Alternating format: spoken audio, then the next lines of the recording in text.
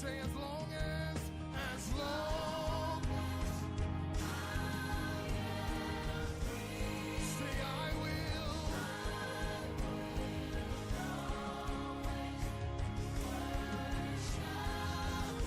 Oh, let's worship in this place. Saying I will. Good day, viewers. Welcome to Worship Insight. I'm Rachel Olufemi God sent. Thank you for joining us again on Worship Insight. We appreciate you so much. And today on Worship Insight with me is my brother, Prince Goke Bajowa. Welcome, sir. Thank you so much. He's a record person in Nigeria and also in the city of Ibadan. We actually respect him so much. He has been in the gospel industry for a long time and he has mentored a lot of people. So that is why we are bringing this question to him as a person, because we actually know that he understands what we are talking about and he has the experience. He has lead, he has directed, and he also have people working with him, especially musicians. So he will be able to tell us more on the reason why we are having these challenges that we are bringing to us today. So the topic before us today is, sir, we just wanted to showcase to our people, give them something to feel before we continue.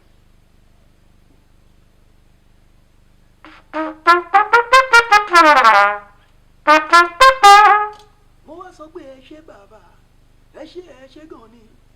Èmi ọmọ rẹ ló ń dúpẹ́ o, ṣé ni mo jó mo yọ̀. Thank you very much, sir. I love that. That's my best. That's the song I love most. Eshe Baba, because God has been good to us, and that is one of the reasons why we are Ẹ ṣé here. gan ni is the title. Yes, Ẹ ṣé gan ni. Eshe Goni. Yeah. And that is why we are here again, because we actually have to give back to God, and that is why we are crying out loud to bring back those that we are losing. Now, the topic for us today, sir, is that why are we losing our gospel musicians, or so-called instrumentalists or worshippers, to the secular world?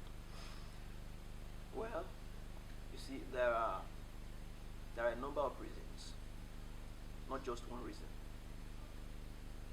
Number one reason is our musicians in the Christian circle, they are not patient enough. You know the world we are today, people want to make it fast. You understand? They don't understand the purpose why they are in the thing. They think it's all about money. Make it fast, make it fast, make it fast.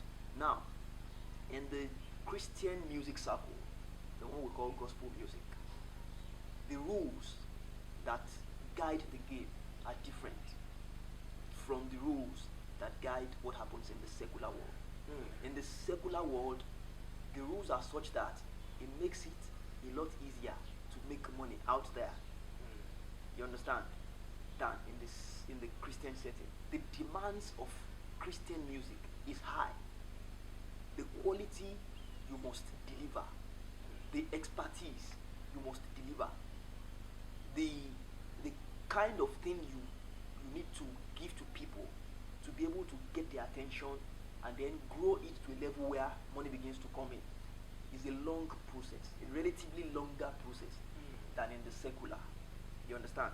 The things that people respond to in the secular, they are cheap things. They respond quickly, and then the rules of the game generally, it makes it quite comfortable for people out there. And people, when they are looking for shortcut, when they try this one, they say it's difficult, even though they know that the road is long. You understand? But they see that treading that road, that path, is difficult. They quickly look for an alternative.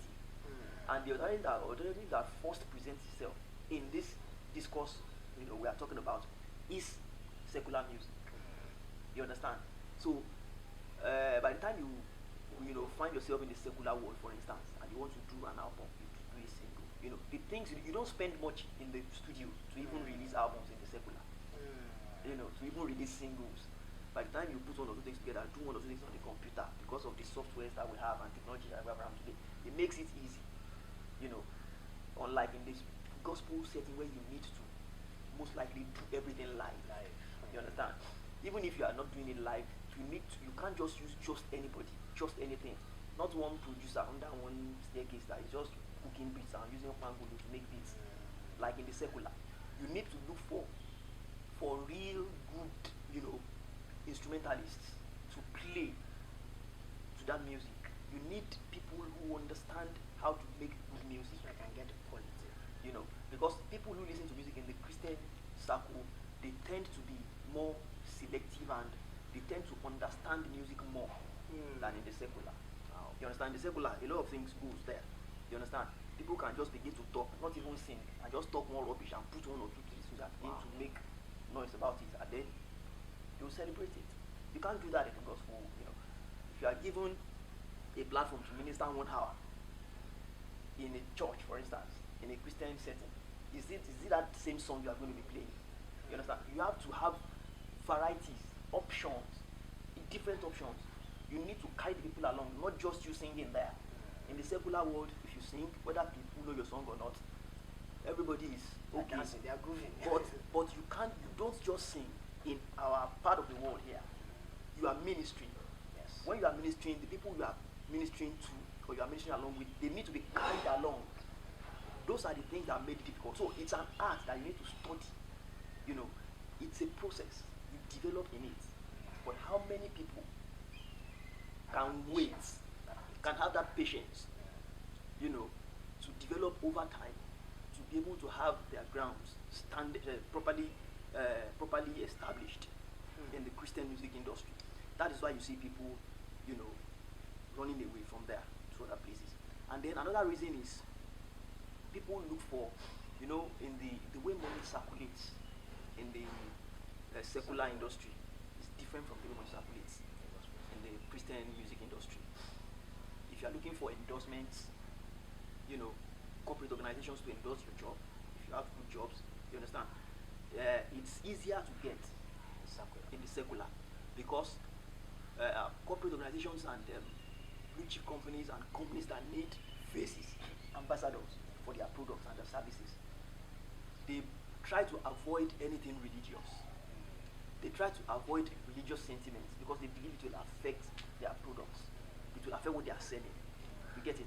So when you label yourself or you represent anything Christian, anything gospel, anything religious, anything faith-based, it's already a restriction on your head.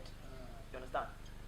You have already limited yourself to the kind of people that can, you know, possibly in the future look at, you know, using your face as a brand to sell their products or services.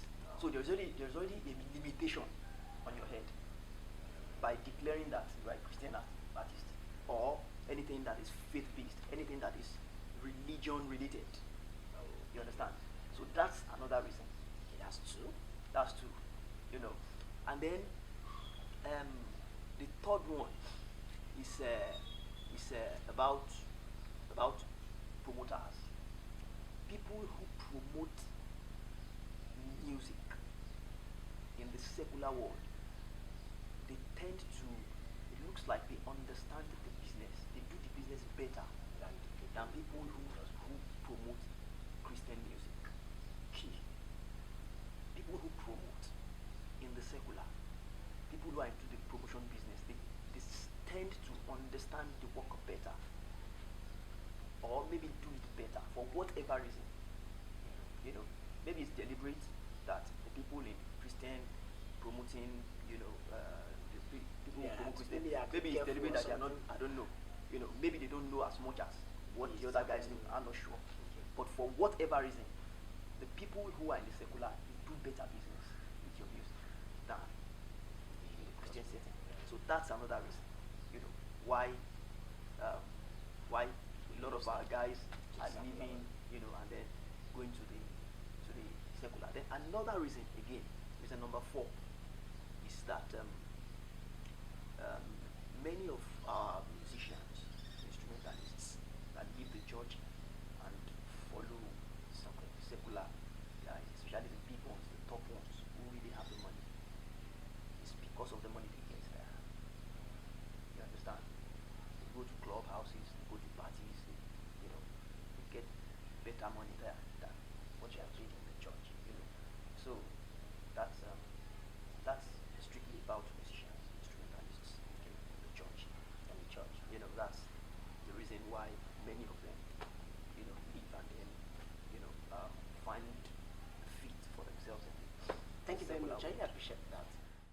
musicians in the house really appreciate it because our brother has actually helped us so far on this topic because a lot of arts are dying, they are crying over these matters, but they could not speak out. We are speaking the voice of the people at the moment.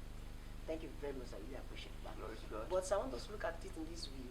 What about the pastorate and the church? Did they have what they too they are doing that is not right? That's actually pulling those people out.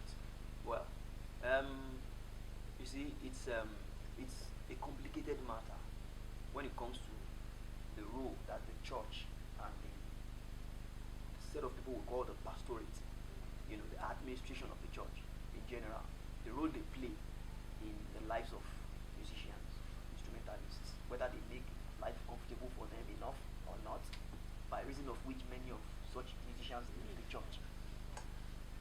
It's complicated because a lot of times musicians complain and say they are not being taken care of. Some churches don't even pay their musicians. That's true. They just, see it like it's no big deal. It's a lot of times is grounded in their orientation, in their doctrine. It's a doctrine, it's a culture, it's a tradition that they were born into themselves. As in many of these people who we call, we say they are the set men, they are the pastors of the churches, they are the whatever, and then we say they don't take care. They were born into that culture. They grew up with that culture, that tradition, that musicians are not supposed to be in church. That was what they grew up knowing. So it's difficult for anybody to come and change that orientation now. So when they are doing it, or when they are not doing what they are supposed to do in quote, as claimed by many musicians, it is really not their fault. A lot of times it's not deliberate. It's what they believe. Yes. It's the way they were brought up. It's what they it may be wrong, well, maybe. You understand? But you don't put the blame on them directly like that. Because they are, as far as they are concerned, they are doing what is right. Now, there are churches where they pay their musicians officially. They put them on payroll. They have offices for them. AC in their office, equipment, musical equipment. They resume in the office in the morning, go in the night or in the evening, whatever. They have their Bibles, everything in the offices, everything they need related to music. The music director is there, musicians are there, they pay them. Singers, they pay them. Some don't pay singers, they pay musicians, instrumentalists. They have offices for them. Those ones have that kind of understanding. They grew up knowing that music is creativity. They grew up, in a setting where they have been taught that anything that people spend time and money and energy to learn, they have to be paid for it. They grew up knowing that when a man uses his creativity, his gift, to bless people in the congregation, they are supposed to be watered back. You understand? So those ones now take it beyond the level of, it's just, these things are not simple, they are not easy things to do, they are not simple things to do. This is the thing, one of the things that God esteems highest. You understand? Because it's God that put that deposit there, and God says it is through this thing that we are going to make a living, that He's going to make way for us through this gift. So that way is not, God won't come down to make the way. He will use men who surround us to make the way. And who are the people that surround us? We are talking about the church, where we, the people who pastor over us and every other person will come across. You understand? So those ones have that understanding. So people who are on the other side who think musicians should not be paid cannot come and say those ones are doing what is wrong by paying musicians, because they don't have their kind of understanding. If you get to the Western world now, European countries and then America especially, if you're a musician, they employ you like they employ every other worker. You understand? You are on the same payroll. You are paid at the same they use the same criteria to pay you, because they know that you must have either gone to school to acquire this skill, or you must have spent time and energy somewhere in the past to acquire it. This is serious. So it depends on how much of understanding. So in other words, in a nutshell, the churches who don't pay musicians, who feel it's not needed, they don't have the understanding. They don't understand, and it's not their fault. You understand? If peradventure there is a way that understanding can be brought into their head and then they begin to understand it, maybe they will change. You understand? But I don't blame them, really, because I know that that is what they understand, and you can't perform beyond the knowledge you have. Thank So, you very much, sir. Really appreciate it. Sorry, our time is actually moving fast, so we have to cut things so fast. And thank you, viewers. I think you've been able to hear that. But I want my brother to just round up by telling us his mind, maybe his own point of view to the pastors, and also his own advice to the musicians. For us to just round up. well, my my advice to musicians first is that no matter what you do, no matter how good you are as a musician, you need to have a place of worship. A place of worship that is your place, that you can say, this is, even if you go to other churches and other places and they pay you money, there must be a place where you give back to God. There must be a place where you are paying your tithe, where you are paying, doing offering. Even more than tithe is even at a low level anyway. There must be a level you walk with God that you even do more than tithe. I've seen men of God, musicians who do more than tithe. Some relate with God at the level of all. Some at level of 50%, 70%, depending on how God is speaking to you. There must be a place where God is talking to you, where you go and meet God, where God says, I need your service here. I need you to do this for me here. Where God is enjoying you. Where whatever returns you are making from outside, you are bringing it back to the house of God. You need to have that. Secondly, if what you are earning from music is not enough for you, it's too small at the start, look for other things to do to balance it. You need to use another thing to support your music. Music grows in the Christian setting, especially. It grows over time.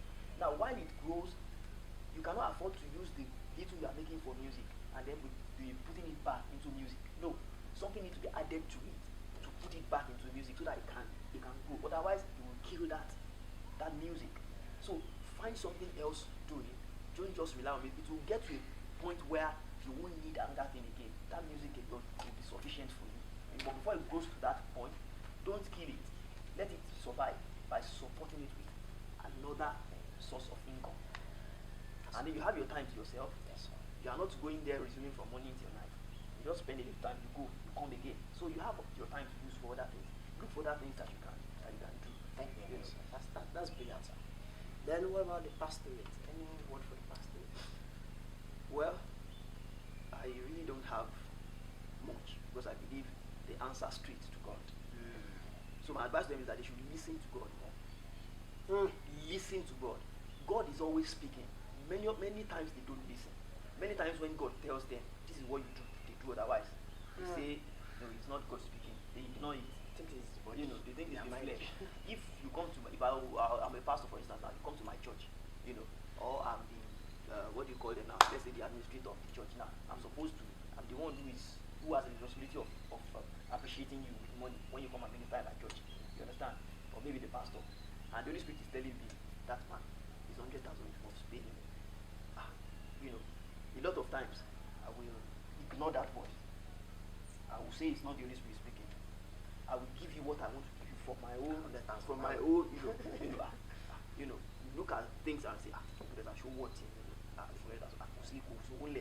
lot of things, many things. Meanwhile, God has told you what to do. But they won't listen many times. They will do otherwise. You understand? And God will not come down to beat them again and say, you didn't do what I asked you to do. You understand? But whatever it is, God has spoken. And I just use that as an example. There are other ways God speaks to them too, as per taking care of musicians. Many times they don't listen. You understand? They go and look for one portion of the scripture that is not, they just remove one portion of it. They leave the rest. You understand? There's a part that complements it, that makes it complete. They will leave that one. So the one that suits the bias in their mind, what they want to do, they bring it out. They preach it to you. You understand? That's not God. God doesn't work like that. Wow. So they should listen to God more. Look at the scriptures. What does the scripture say as regards music, as regards musicians, as regards people who work with you? What exactly is God saying there? Do exactly what God is saying. Listen to the Holy Spirit when He talks to you, and then do what He says. That's the advice I have for. Thank you very much, sir. Thank you for coming. Really appreciate you. Thank you for your time. Thank you for everything. And viewers and viewers want to appreciate you. Thank you for being on set, for your time spent, and for your data, for everything. Thank you. God bless you. I think we've learned something today. Thank you. Stay tuned and keep joining us. God bless you.